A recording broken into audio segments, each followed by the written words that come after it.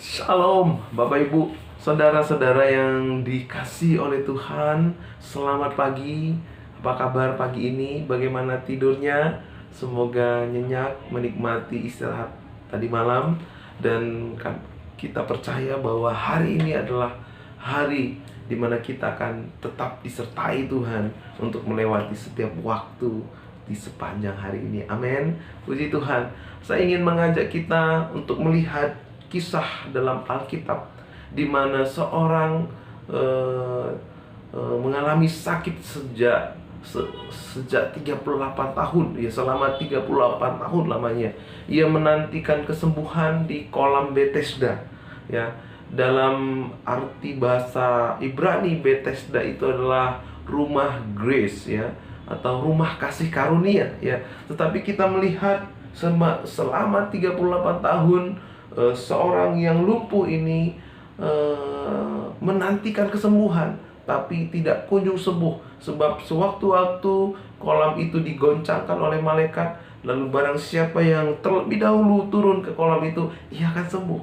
Tetapi berbeda dengan seorang yang lumpuh selama 38 tahun ini, ia tidak kunjung sembuh-sembuh, ya. Jadi namanya saja rumah kasih karunia, tetapi orang lumpuh ini tidak mengalami kasih karunia.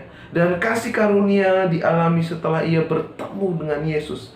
Kenapa orang lumpuh ini tidak mengalami kasih karunia? Kita lihat ayat yang ke-6.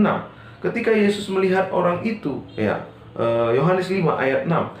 Ketika Yesus melihat orang itu berbaring di situ, dan karena ia tahu bahwa ia telah lama dalam keadaan itu, berkatalah ia kepadanya, "Maukah engkau sembuh?" Nah, lalu jawab orang sakit itu kepadanya, "Tuhan, tidak ada orang yang menurunkan aku ke dalam kolam itu apabila airnya mulai goncang, dan sementara aku menuju kolam itu, orang lain sudah turun mendahului aku."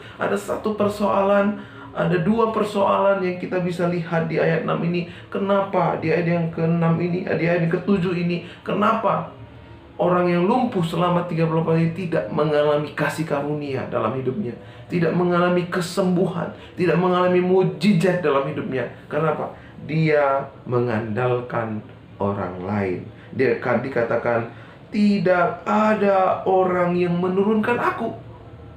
Lalu yang kedua adalah, dan ke dalam kolam itu, dan dia juga berkata di ayat yang dan selanjutnya, dan sementara aku menuju kolam itu, orang lain sudah turun mendahului aku. Selama ini yang menjadi persoalan, kenapa orang lumpuh ini tidak mengalami kesembuhan, karena ia mengandalkan orang lain dan juga mengandalkan dirinya. Tetapi seketika Yesus bertemu dengan orang ini, maka apa yang terjadi?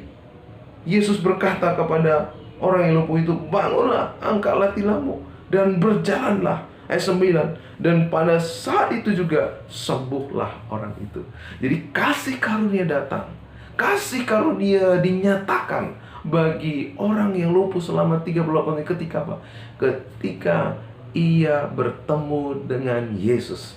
Ketika ia mengikuti perkataan Yesus, ketika ia taat kepada perintah Yesus, karena Yesus adalah kasih karunia itu sendiri. Amin. Saudara-saudara, mari kita belajar dari renungan pagi hari ini. Kita belajar mengandalkan Yesus. Kita belajar bergantung kepada Yesus. Kita tidak bergantung kepada kekuatan kita. Kita tidak bergantung kepada kekuatan manusia, tetapi kita bergantung kepada Yesus, karena Yesus adalah kasih karunia itu sendiri. Ada amin? Hari ini mari kita berjalan bersama Yesus. Kita bergantung, bergantung penuh kepada Yesus, dan pasti mujizatnya dinyatakan dalam hidup kita. Penyertaannya pasti dinyatakan dalam kehidupan kita. Jangan bergantung kepada manusia, jangan bergantung kepada orang lain.